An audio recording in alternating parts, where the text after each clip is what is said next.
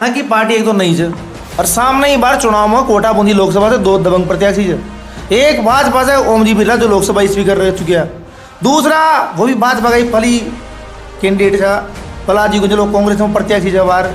ये दोनों के बीच में तक किसे सेट होगा, किसे टक्कर लेगा दोनों प्रत्याशी को। आप गुणदी गाँव का निवासी है जी, गुणदी जलेश्वर महादेव जी का वहाँ का माँ था बार वर्तमान में कोटा में मारो यो फिर प्रथम चुनाव है। पहली बारी सांसद को डायरेक्ट पहली बार ही सीधो अगर लेना ही तो हेलीकॉप्टर ही जाना सीखने से तो कहीं ना गए तो सीख। सनातनी की बात आप कर रहे थे, सनातनी धर्म की बात भी कर रहे थे। धर्म के साथ साथ कई मुद्दा रहे, रोजगार का मुद्दा भी है, शिक्षा का मुद्दा भी है, वहाँ का भी तो कुछ एजेंडा होगा आपको भाई। नमस्कार, मैं हाड़ोती गुलाल लगातार क्षेत्र की हर अपडेट था देजा मगर बार लोकसभा चुनाव को घमासान जारी है और लोकसभा चुनाव का घमासान में ही कांग्रेस और भाजपा का साथ साथ एक और प्रत्याशी मैदान में छा बार। और वो प्रत्याशी ये थे भाई साहब आशीष जी की पार्टी नहीं जरूर है मगर पूरा भारत में लगभग 100 सीटा पर चुनाव लड़ रही है और 100 सीटा में से एक सीट से कोटा बूंदी की कोटा बूंदी लोकसभा सीट से आशीष जी की मैदान में उतर चुका। और भाई साहब दबंग चेहरो आज पसीना छुटा रही है क्योंकि लगातार से इतना प्रचार प्रसार जारी है। यहाँ से कुछ तीखा सवाल करेंगे, ताबड़तोड़ जवाब यहाँ का सुनागा और था का सवाल और यहाँ का सीधा जवाब। तो पूरी बात आशीष जी होगी सुनो। कब पार्टी एकम सनातन भारत दल सप्त संकल्प और यहाँ का 7 संकल्प से वो 7 संकल्प कह दिया से जानेगा पूरी बात। आशीष जी सबसे पहले तो आपको हाड़ोती वाला चैनल में स्वागत है। हाड़ोती का सभी सनातनिया से मारो बहुत बहुत जय श्री राम, हर हर महादेव। आपन जैसा कि जाना जा कि अब कोटा और बूंदी को लोकसभा चुनाव चल रहे हो। इनमें पहली बार एकम सनातन भारत दल की तरफ से मुँह आशीष योगी यहाँ को प्रत्याशी छूँ। यहाँ पर अपना जो मुद्दा है वो सब सनातन सर्वोपरि रखा गया मुद्दा है और यहाँ पर जो कोटा का लोकल मुद्दा भी है और राष्ट्रीय मुद्दा भी है। दोनों ही तरफ से जैसा सनातनिया के साथ दोगलो या फिर यूँ समझ लो दोयम दर्जा को व्यवहार किया जाओ उनके खिलाफ माँ आवाज़ उठाया जा और माँ सनातन का अधिकार की बात करा जा। यहाँ पर जो बहुतायत में है या बहुसंख्यक है वहाँ के टाइम बहुसंख्यक बोलर वहाँ का सारा अधिकार छीन लिया गया है। आज के टाइम पर दूसरों दर्जा तो छोड़ो 8वां 9वां दर्जा का इंसान जा आज के टाइम पर सनातनी ई भारत देश के अंदर। क्यों? क्योंकि आपने साथ घनी सारी विसंगतियाँ है। ई विसंगति को देखो, एक उदाहरण ऐसा है कि सबका अलग अलग शिक्षण व्यवस्था है, मदरसा चल रहा है, चर्च में कॉन्वेंट चल रहा है, लेकिन आपने किसी भी शैक्षणिक स्तर की आपन बात न कर सका। यो कानून में है कि था धर्म की शिक्षा न दे सकूँ। दूसरी बात, आपना कशा भी दूसरा धर्म का या फिर कहीं भी चीज़ सरकार के अंडर में कौन है, वहाँ का खुद का संचालन वो खुद कर सके। लेकिन अपना मंदिर और मठ 4 लाख से ज़्यादा की संख्या 4.5 लाख के आसपास सरकारी नियंत्रण के अंदर मंदिर और मठ है, जिसमें केंद्र सरकार भी है, राज्य सरकार को भी वहाँ पर बहुत बड़ो योगदान है। माँ खुद पार्टी के तौर पर माँ का खुद का राष्ट्रीय अध्यक्ष वैष्णो देवी माता को मंदिर को जो मुद्दों है वो बताएं एडवोकेट है, क्योंकि वो तो वहाँ पर कोर्ट में कर रहा चाहिए के लिए कि वैष्णो देवी माता को नियंत्रण सरकार से छूट है। लेकिन सरकार मान नहीं रही और हर हमेशा केवल एक ही तरीको जो वहाँ पास के ज़्यादा से ज़्यादा मंदिर आता है कब्जा में लिया और उनसे पूरी फंडिंग लिया। क्योंकि मंदिर पर नियंत्रण को मतलब ये होता है कि वहाँ पर जितना भी चंदो आओगे वो सरकार अपना अंदर में ले लेगी और उनसे ये सब तृप्तिकरण, संतुष्टिकरण, तुष्टिकरण की नीतियाँ वहाँ से चालू कर दे। आपनो चंदो आ रहे हो हिंदू देबाड़ो सनातनी लेबाड़ो सनातनी, लेकिन वो सारों को सारो चंदो जाओगे दूसरा के जेबा में। और इस हिसाब से जो सब्सिडियाँ दी जा रही है वो भी सनातनिया के टाइम उमर घणो कम रेशो दिए जा रहे हैं। आज के टाइम पर 14% जनसंख्या आड़ा के टाइम ध्यान रखा जो 14% जनसंख्या आड़ा के टाइम 36 से 37% वो लाभ दे रहा है। चाहे उज्ज्वला योजना हो, चाहे जनधन खाता हो, किसी भी योजना को नाम ले दो तो ये हक मारिया खींचा जा रहा है। ये सब सनातनी बंधुओं का हक मारा जा रहा है और ये आप जो समझ रहे जा वहाँ का खाबा का दांत और च दिखावा का दांत और च। तो ये सब हक की लड़ाई है और माँ सनातन की हक की लड़ाई के लिए निकलिया जा और इनमें बिल्कुल हम विजय करेंगे, यह मारता है पूरा आश्वासन से। मुद्दों सनातन, संस्कृति, सभ्यता और धर्म ये तीनों एक साथ चाले है। सभ्यता का बना धर्म की बात न हो सकत और शिक्षा, चिकित्सा, स्वास्थ्य ये सब अपनी सभ्यता का अंग है। जिस हिसाब से कोटा को लोकल मुद्दों से यहाँ पर जो शिक्षक और स्टूडेंट्स को जो पूरी शिक्षा प्रणाली है उको परिपूरो कोटा की अर्थव्यवस्था चाले है। यहाँ पर आत्महत्या को मुद्दों सबसे बड़ो मुद्दों है और सरकार के लिए संवेदनशील कोई ना मारता है तो देखबा में, क्योंकि मैं भी शिक्षक छूँ, लेकिन मारता है देखबा में लागे कि सरकार की जो नीतियाँ है वहाँ में संवेदनशीलता की और ज़्यादा जरूरत है। जो जड़ है ऊपर चोट करवा की जरूरत है। आपन ये छाव जाए कि जितनी भी कोचिंग आ जाए वहाँ के अंदर मनोचिकित्सा से रिलेटेड या मनोविज्ञान विज्ञान से रिलेटेड लोग 1-to-1 काय कर स्टूडेंट्स के साथ मीटिंग कर। साप्ताहिक ये किया जाओगे कि भाई साप्ताहिक आप बिल्कुल एक सेशन लो बच्चा को 1-to-1, उनके अंदर ऐसा ना हो कि एक पूरा बेच ले लोगो। एक बच्चा पर एक मनोचिकित्सक अपना टाइम दे, भले 5-10 मिनट को दे, लेकिन उनसे या छटनी हो जाओ कभी खी बच्चा कहते हैं ज़्यादा जरूरत है मनोविज्ञान और खी बच्चा कहता है कम जरूरत है। जो बच्चा आपने थोड़ा संदिग्ध लागे उनको ताई आपने और उनको हिसाब से करनी चाहो कि भाई वो कहता है और ज़्यादा प्रोवाइड किया जाए, काय उनका जरूरत को सामान चाहिए या काय उनका जरूरत चाहिए, उस हिसाब से उनको ताई सही तरह से विचार विमर्श कर उनका पेरेंट्स के ताई भी बताया जाओ। तो ये एक तरह से, क्योंकि अब तो कहीं हो रही है कि सबका ताई एक ही गोली दे रहे थे। अब मान लो ताकि टाइफाइड से ताकि कोई निमोनिया की गोली देते रहो तो कहीं ठीक होगा क्या, लेकिन हर एक का ताई अलग अलग देखभाल की जरूरत है। ये शिक्षा से जुड़ी हुई बात हुई। दूसरी चीज, जैसा केंद्र सरकार ने बार लागू कर दी नीति कि 16 से कम उम्र का बच्चा के लिए फिर कोचिंगा बंद है और ये है। अगर ताका कोई यातायात में एक्सीडेंट हो जाओ तो ताका यातायात ही बंद कर देगा क्या? इससे तो पूरा कोटा की अर्थव्यवस्था खत्म हो जाओगी। आपने जो प्रिंटिंग प्रेस है, जो जेरोक्स की मशीन है, सब इससे दुखी है, लेकिन बस न बोल सके क्योंकि वहाँ के पास वहाँ की आवाज़ सुन पाड़ो कोई ना। अगर माँ यहाँ समाज में रह चाहे यहाँ पर सबके साथ मिला जुला जाए तो माने यहाँ चाहिए यहाँ की कहीं जरूरत का मुद्दा है। अब ये जो चीज़ आ ये उठबाड़ी है, ये चीज़ें सीधा सीधा रोजगार खत्म कर वाली चीज़ है। तो यहाँ कहते हैं अगर आपन उठाऊंगा तो इसे भी आपन पार पा सकेंगे। तो ये शिक्षा के लिए रिलेटेड 2 मुद्दा। चिकित्सा के रिलेटेड मुद्दा जो मैंने बताई कि यहाँ पर कहीं होगा कि आपने पास जितना भी चिकित्सा संस्थान है वहाँ पर पहली बात तो ये कोई गाँव खेड़ा सारे है, उनका आपातकाल है, वहाँ पर आपातकालीन भर्ती हो जाए। पर यहाँ पर आप देखो एक तरह को पूरा माफिया लाग रहे है पार्किंग वालों।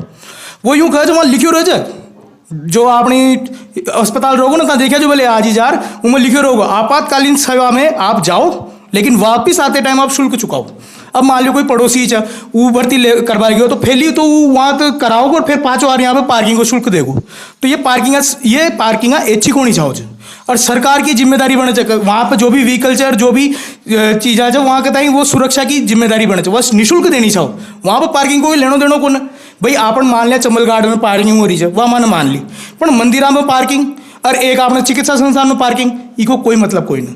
ये केवल और केवल जेब काटवा का तरीका है और ताकि दिन रात लूटे जा रही है। गाँव का खेड़ा का घना लोग इससे परेशान हो गया। पार्किंग अलग से है, फिर नाइट चार्ज की पार्किंग अलग से है, 4 व्हीलर की नाइट चार्ज की पार्किंग अलग से है। वो बिल्कुल अगर 4-5 दिन तक अगर कोई इंसान भर्ती हो गया ना तो वो कहता है तो वो पूरे वो पार्किंग में लूट लेगा। और फिर बात यूँ खर्च है कि माँ तो पर्ची भी ना काटा साहब, माँ तो पर्ची भी निःशुल्क कर रहा है 5 रुपया की भी ना कटावा, तो फिर तो रोजीना 40-40, 50-50 रुपया पार्किंग का काय लेवल ले रही है भाई। तो ये सरकारी जो चीज़ें है वो ये कि भाई गरीब आदमी का और शोषण न हो, लेकिन यहाँ तो पूरा सिस्टम ही बना रखा है जो गरीब आदमी की जेब काटवा कारण। ये मुद्दों चिकित्सा के रिलेटेड है। माँ केवल ये धोनी के लिए नहीं 2600 पार्टियाँ हैं, लेकिन माँ का जो मुद्दा है वो 2600 में 2599 न उठा रही, तो माँ तो अलग चाह बिल्कुल अकेला चाह जो ये मुद्दा कहता है आवाज़ उठा रहे थे। और ये मुद्दा मैं संसद में भी उठाऊंगा। कहाँ देख लो एक सांसद की पार्टियाँ रह जाए, लेकिन वो संसद में जैसे ही फूक जाओ तो अपनी बात मनवा रही रह वो, भले हैदराबाद वाली पार्टी हो भले और कहीं की पार्टी हो, एक सांसद रहो, एक सांसद भी दूसरा मजबूर कर दे कि भाई माँ की बात सुनो।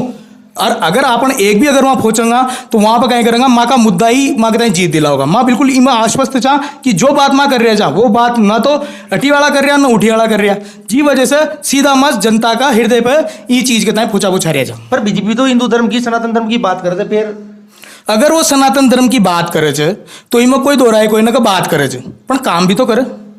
काम अब काम को बताओ कि भाई जैसा ये जो मुद्दा है गौ माता कहता है राष्ट्र माता घोषित करबो, गो हत्या पर पूर्णतः पाबंदी लगाबो, यो धर्म को काम छको कौन ये लागू होनी चाहो। इसके अलावा माँ तो ये मुद्दा उठा रहे हैं ना भाई सरकारी अगर धर्म की बात है तो उस मंदिर और मठा की जो पूरी प्रक्रिया है वो हिंदुओं का मत है ना भाई। ये चीज़ें है जहाँ पर दोनों एक में एक हो जाओ, संसद में पहुँचे एक में एक हो जाओ, केवल सनातन एक लूट भाव काम करे। तो माँ को ये लिखेनो है कि भाई अगर था सनातन पार्टी है या फिर कोई भी अगर है तो वो देखबा को तरीको ये रहोगो, कसौटी याद रहेगी कि भाई था कहीं काम कर रहा है, कसौटी याद रहेगी कि भाई था कहीं बात कर रहा है। टीवी पार तो सब कर देगा कि माँ गौ हत्या को विरोध करा जाए, संसद में क्यों ना करे? फिर संसद में विरोध करनी चाहो ना, संसद में कानून बनानी चाहो भाई। माहौल बनावा का कारण थोड़ी ना सरकार ली जाओ, सरकार बनाई जाओ कानून बनावा कारण। अगर मैं सही बात बताऊं तो आज सनातन ई देश में ई हालत में है कि सब जगह से बेड़िया से जकड़ी हुई है और बिल्कुल आईसीयू में जैसा भर्ती रहे छे वैसा कोई मरीज भर्ती हो उनकी तरह से ताई देख लो का हालत ऐसी हो चुकी है। अब था उनका गैस ऑक्सीजन तो न देगा, जो गैस और ऑक्सीजन आपनो नियम च कानून च वो बना तो न दे रहा और ता कह रहा कि देखो माने पर्दा नया लगा दिया, देखो वो भी जरूरी है। माहौल बननी चाहो बिल्कुल बहुत बढ़िया है, मैं बिल्कुल वहाँ के साथ चाहिए मामला में माहौल बननी चाहो, लोगों में जागरूकता आनी चाहो, पर जागरूकता कहीं करेगी जब तक कहीं स्टेप ही न लेगा तुम। अगर जागरूकता आई है तो उनको निष्फलन भी जरूरी है कि उनके अलावा फिर अगर निष्कर्ष कहीं निकलेगा। अगर जागरूकता आ गई पण था फिर भी अगर कानून न बना रहा तो फिर इको मतलब तो ताको खेब और करबो अलग अलग है। कुल मिला हाथी का दांत खाबा और दिखाबा और बिल्कुल हाथी का दांत खाबा और दिखाबा और इस हिसाब से अगर बात देखी जाओ तो भाई जो था खेरिया है वो आप मैनिफेस्टो में डाल दो भले, मैनिफेस्टो में भी न डाली। इसके अलावा अगर था मान लो था लागू कर देगा, माँ मान लिया भाई लागू कर देगा तो भाई लागू करेगा जब भी तो मानी जाओगी ना भाई था कोई बात कर रही है। लगातार आप ग्रामीण क्षेत्र में जा भी रहे होगा गाँव डाणी में, क्योंकि कोटा बूंदी सीट काफी लंबी चौड़ी सीट थे, कई रुझान ला रहे हैं गाँव में आपको जो लोगों से बात कर रहे थे। पहली बात तो मारो फेलो अनुभव ही हो साहब कि जो पीपल का विधानसभा है उनका रोडा की हालत बहुत खराब है, माँ की कार भी उनमें फंस गई। तो सारी चीज़ें ये है कि भाई आपने जो देख रहा जा माँ कोई कोटा बूंदी में कई जगह पर रोड की हालत बहुत ज़्यादा खराब है, पहलो रुझान तो ये है। दूसरी बात लोगों में बिल्कुल अनिश्चितता है। ये बार लोग समझ ना पा रहा कशी पार्टी और कशी का है, क्योंकि दोनों पार्टियां में एक ही जैसा लोग थे, दोनों पार्टियां वो भी वो पार्टी से जारी में गया और मान लियो कि दोनों पार्टियां में अगर वो समझ ना पा रहा तो प्रत्याशी के हिसाब से चुनाव कर रहा है। मुझे यो खेल रहे भाई व्यक्तिगत चुनाव न कोई नहीं हो, ये तो एक मुद्दा को चुनाव है, ये एक अपना कानून को चुनाव है कि भाई इसे कानून डिसाइड करवाना होगा। तो इस हिसाब से देखे जाओ तो ई बार तो जो मुद्दा और ये सब कुछ मिक्स मैच हो गया। कोटा बूंदी की जो सीट है वो बहुत हॉट सीट हो चुकी है ई बार, क्योंकि यहाँ पर घमासान बहुत जोरदार है साहब। गोहत्या पे एक बात बताबो चाहूँ जैसे पिछले साल 21 जून की खबर है जो प्रोवाइड भी करा दूंगा कि मैं यह नियम लागू एक ड्राफ्ट तैयार हो जो कि भाई मैं यह ड्राफ्ट तैयार कर रहा जा कि गौ माता के तय सीधो माँ निर्यात कर सका। आप हिंदू जैन मुनि जो संत चावा ने बहुत ज़्यादा आपत्ति दर्ज की तो वो ड्राफ्ट वहाँ फाँचो ले लियो, ये बात की मांगता है बधाई कि वहाँ फाँचो लियो।